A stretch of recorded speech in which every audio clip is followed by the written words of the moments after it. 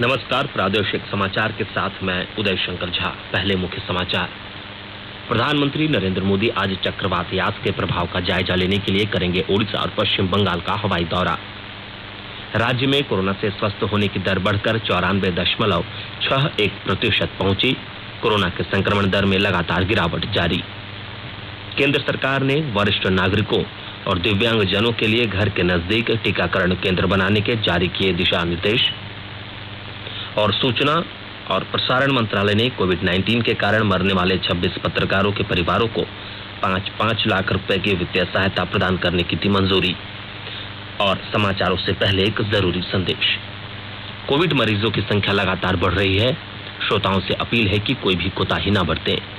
सुरक्षा के सभी उपायों का पालन करें और 18 वर्ष से अधिक आयु के सभी लोग निसंकोच टीका लगवाएं।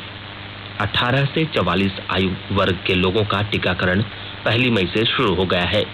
3 आसान उपायों का पालन करें और सुरक्षित रहें। मास्क पहने, 2 गज की दूरी है जरूरी, सुरक्षित दूरी बनाए रखें, हाथ और मुंह साफ रखें। और आइए बढ़ते हैं समाचारों की ओर। प्रधानमंत्री नरेंद्र मोदी चक्रवात यास के प्रभाव का जायजा लेने के लिए आज ओडिशा और पश्चिम बंगाल का दौरा करेंगे। इन दोनों राज्यों में बड़े पैमाने पर राहत और बचाव कार्य चल रहे हैं।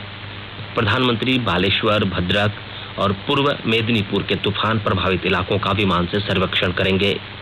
वे भुवनेश्वर में समीक्षा बैठक भी करेंगे।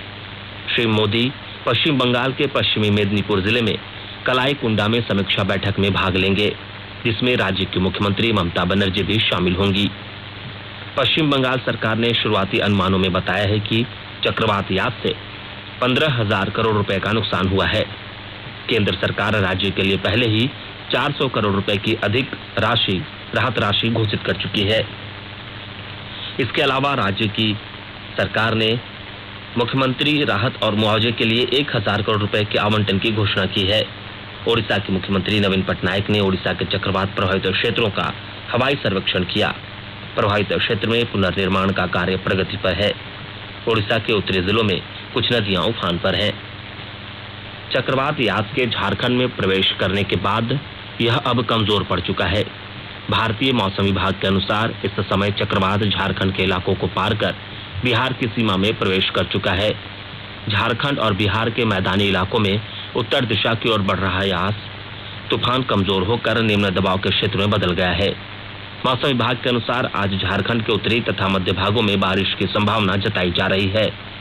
मौसम विभाग के अनुसार राज्य के उत्तरी जिले रांची, लोहरदगा, गुमला, चतरा, कोडरमा, लातेहार और पलामू में हल्के से मध्यम दर्जे की बारिश होने की संभावना है।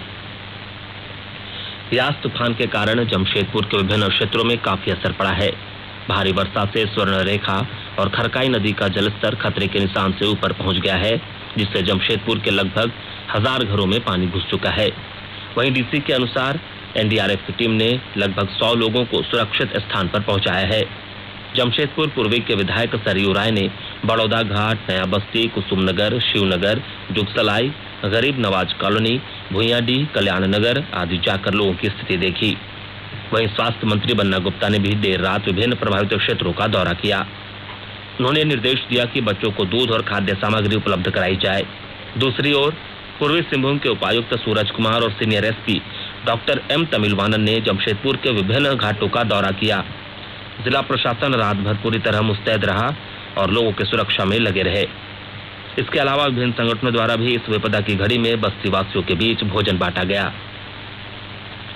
राज्य में कोरोना से स्वस्थ होने की दर बढ़कर 94.61% पहुंच चुकी है। वहीं कोरोना के संक्रमण दर में लगातार गिरावट दर्ज की जा रही है। झारखंड में कोरोना के सक्रिय मामलों की संख्या घटकर 13,097 पहुंच गई है। पिछले 24 घंटों में 1,778 लोग स्वस्थ हुए हैं और 695 नए सक्रिय मामलों की पुष्टि हुई है। राज्य में कोरोना से मरने वालों की संख्या में भी काफी कमी आई है। पिछले 24 घंटों के दौरान राज्य में मात्र 16 संक्रमितों की कोरोना से मौत हुई है। राज्य में कोविड टीकाकरण अभियान के अंतर्गत 33,70,889 लोगों को कोविड की पहली डोज और 6,91,613 लोगों को अब तक दूसरी डोज लगाई जा चुकी है। देश में अब तक 20 करोड़ 54 लाख से अधिक लोगों को कोविड टीके लगाए जा चुके हैं। टीकाकरण अभियान में पिछले 24 घंटों में 26,58,000 से अधिक टीके लगाए गए। 18 से 44 आयु वर्ग के 11,76,000 से अधिक लोगों को कोविड के पहले टीके लगे, जबकि इस आयु वर्ग के 1,51,00,000 लोगों को दोनों टीके लगाए जा चुके हैं।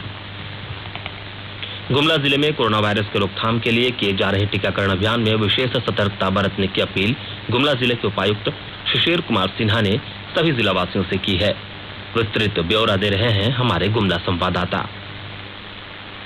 वैश्विक महामारी कोरोना वायरस के रोकथाम के लिए किए जा रहे टीकाकरण को लेकर गुमला जिले के उपायुक्त शिशिर कुमार सिन्हा ने जिले वासियों से कोविड-19 का टीका लगवाने में सावधानी बरतने की अपील की है। उपायुक्त ने अपने अपील में कहा है कि पहली डोज जिस टीके की ली गई है उसी टीके को दूसरी डोज में भी लगवाएं। पहले डोज यदि कोविशील्ड का लिया है तो उसे दूसरा डोज भी कोविशील्ड का ही लेना है। जिसने पहले डोज में कोवैक्सीन का टीका लिया है उसे दूसरे डोज में भी कोवैक्सीन का ही टीका लेना है। टीका लेने वाले सभी व्यक्ति इस बात का हमेशा ख्याल रखें कि किसी भी हाल में पहले और दूसरे डोज का टीका अलग अलग नहीं हो सकता है।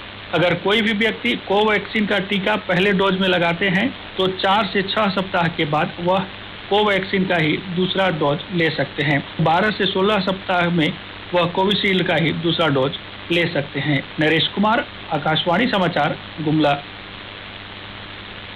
आकाशवाणी के ताजा तरीन समाचारों के लिए आप हमारी वेबसाइट newsonair.com पर लॉग इन कर सकते हैं। ताजा समाचार Twitter handle @AIR news alerts और Facebook page All India Radio News पर भी उपलब्ध है।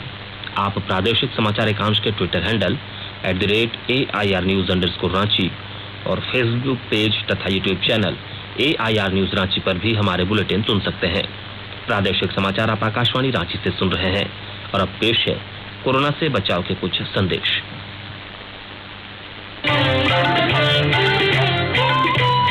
कोविड-19 से बचाव और सुरक्षित रहने के 3 उपाय। मास्क लगाएं, 2 गज दूरी है जरूरी, सुरक्षित दूरी रखें, हाथ और मुंह साफ रखें।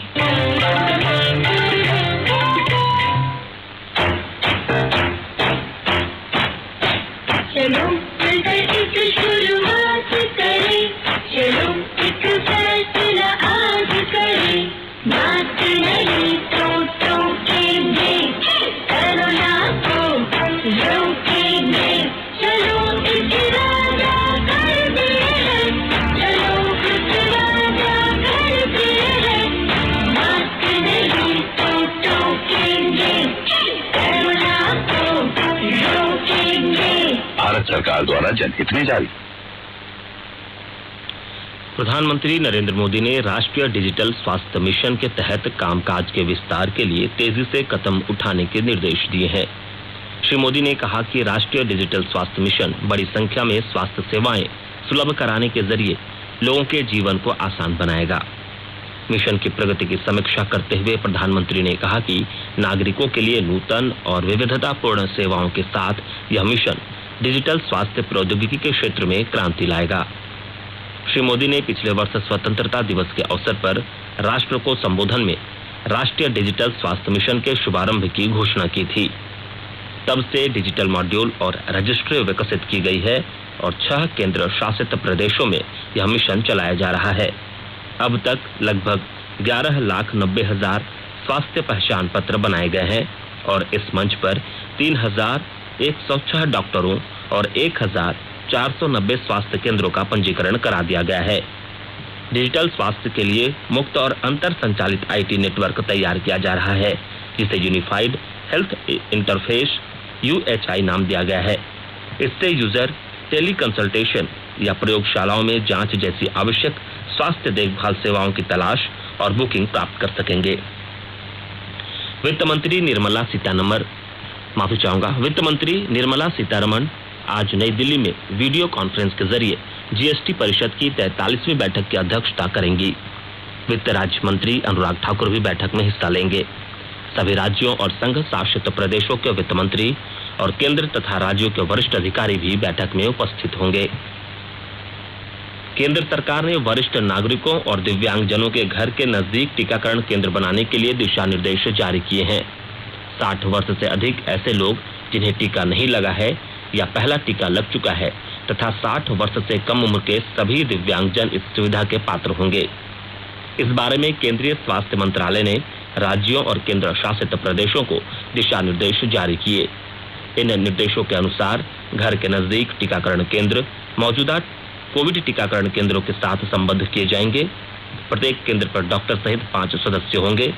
दिशा निर्देशों में राज्यों में वरिष्ठ नागरिकों को टीकाकरण के लिए आने जाने की सुविधा उपलब्ध कराने के लिए कहा गया है। कोरोना महामारी के समय गोड्डा जिला प्रशासन सभी स्वास्थ्यकर्ताओं को सरकार की ओर से विशेष इंसेंटिव प्रदान कर रहा है।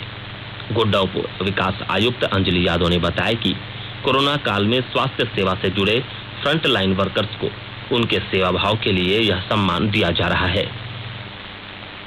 डॉक्टर्स हैं, जो नर्सेज हैं, जो मेडिकल स्टाफ है, वार्ड बॉयज है, स्वीपर्स हैं, सभी लोगों को इंसेंटिव का हम लोगों ने शुरू करा है।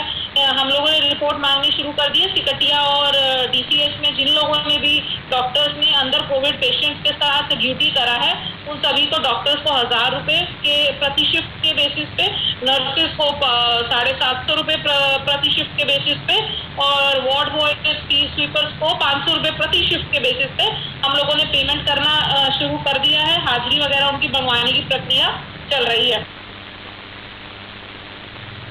केंद्र सरकार ने कोविड-19 के कारण मरने वाले 26 पत्रकारों के प्रत्येक परिवार को 5 लाख रुपए की वित्तीय राहत देने के प्रस्ताव को मंजूरी दे दी है। इससे पहले कोरोना से मरने वाले 41 पत्रकारों के परिवारों को इस तरह की सहायता प्रदान की गई थी, जिनकी कुल संख्या अब 67 हो गई है। सूचना और प्रसारण सचिव अमित खरे की अध्यक्षता वाली पत्रकार कल्याण योजना समिति ने पत्रकारों के परिवारों के लिए वित्तीय सहायता को मंजूरी दे दी। समिति ने कोविड से प्रभावित पत्रकारों के परिवारों के प्रति भी गहरी संवेदना व्यक्त की। सूचना और प्रसारण मंत्री प्रकाश जावड़ेकर के मार्गदर्शन में मंत्रालय और प्रेस सूचना ब्यूरो ने स्वतः संज्ञान लेते हुए वर्ष 2020 और 2021 के महामारी के कारण अपनी जान गंवाने वाले पत्रकारों के विवरण संकलित और एकत्रित किए थे। पत्रकार कल्याण योजना के तहत उनके परिवारों को सहायता प्रदान करने के लिए विशेष अभियान चलाया गया। पीआईबी ने इस अभियान में सक्रिय भूमिका निभाई और सभी जरूरी दस्तावेजों को सही समय पर संकलित करने का प्रयास किया। जेडब्ल्यूयूएस की बैठक में जयदीप भटनागर, प्रधान महानिदेशक पीआईबी, मंत्रालय में संयुक्त सचिव विक्रम सहाय और पत्रकार प्रतिनिधियों सहित अन्य सदस्यों ने भाग लिया। और आइए अब सुनते हैं अखबारों की सुर्खियां। राज्य से प्रकाशित होने वाले लगभग सभी अखबारों ने चक्रवाती तूफान यास से झारखंड में होने वाली तबाही, भारी बारिश और मौत की खबर को प्रमुखता से प्रकाशित किया है। प्रभात खबर ने राज्यसभा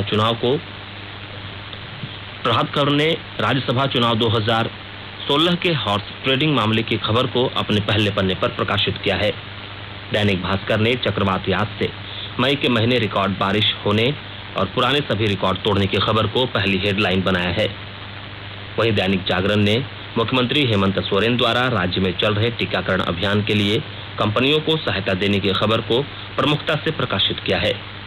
दूसरी तरफ हिंदुस्तान ने रांची में ब्लैक फंगस के 13 नए मरीजों की पहचान और 1 की मौत को अपनी पहली सुर्खी बनाई है।